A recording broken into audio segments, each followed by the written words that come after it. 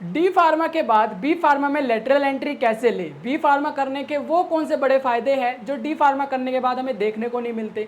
तो ये सारे क्वेश्चंस के आंसर आज की वीडियो में आपको मिल जाएंगे। मैं मिस्टर प्रियांशु रॉय आज की वीडियो में सारे डाउट क्लियर करने वाला हूँ, सारे क्वेश्चंस के आंसर देने वाला हूँ। सबसे पहले मैं बी फार्मा के बारे में बताता हूँ, फिर डी फार्मा में बताता हूँ। बी फार्मा क्या है? बी फार्मा एक अंडर ग्रेजुएट कोर्स होता है फार्मेसी का, और डी फार्मा हमारा एक बेसिक सा डिप्लोमा होता है जो कि 2 साल का होता है। ठीक है, चलो अब लेटरल एंट्री का फायदा क्या होता है? लेटरल एंट्री होती क्या है? जैसे कि आप डी फार्मा कंप्लीट कर लेते हो, 2 साल ड्यूरेशन का जो डिप्लोमा कोर्स है उसको कंप्लीट कर लेते हो, फिर आप बी फार्मा में आप एडमिशन लेते हो तो आपको 1 साल की छूट मिलती है। यानी जो हमारा 4 साल का कोर्स था वो आपके लिए 3 साल का हो जाएगा। आपकी जो एंट्री होगी वो 3rd सेम में होगी, यानी आपको 2nd ईयर में एडमिशन मिलेगा। इस वजह से आपको 3 साल का ही कोर्स करना होता है, 1 साल की आपको छूट मिल जाती है। तो ये सबसे बड़ा फायदा होता है। उससे बड़ा फायदा क्या है? उससे बड़ा फायदा ये है कि आप एक अंडर ग्रेजुएट हो जाओगे।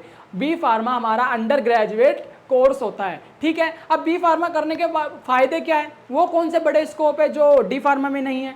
बी फार्मा के सबसे बड़े स्कोप तो यही है कि आप एक reputed job, government job drug inspector की कर सकते हो, आप खुद की मैन्युफैक्चरिंग कंपनी डाल सकते हो, आप खुद की मेडिसिन का प्रोडक्शन कर सकते हो, आप quality assurance, quality control department में जॉब कर सकते हो। तो ये सारे स्कोप्स हैं हमारे बी फार्मा करने के।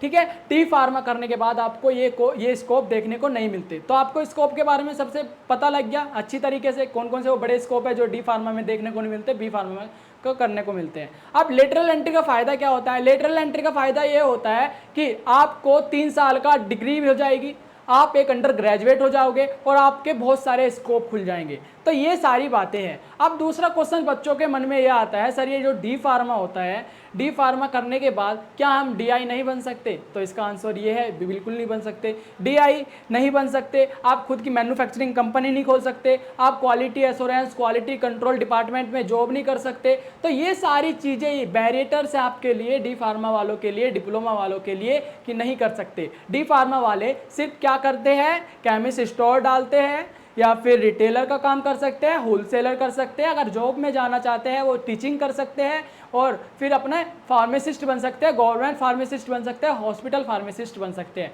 तो ये सारे स्कोप्स होते हैं हमारे डिप्लोमा वालों के लिए। बी फार्मा वालों के लिए थोड़ी अपर लेवल का ये कोर्स हो जाता है, यानी वो बड़ी पोस्ट पे इनको जॉब मिलती है, बड़े पोस्ट पे ये काम करते हैं। ठीक है ना? तो सारे डाउट आई होप से सारे क्लियर हो गए होंगे। अगर कोई भी डाउट है तो आप हमें कमेंट कर सकते हैं, आपके सारे कॉन्सेप्ट क्लियर हो जाएंगे। मैं मिस्टर प्रियांशु रॉय मिलूंगा आपको एक और इन्फॉर्मेटिव वीडियो में, तब तक के लिए बाय।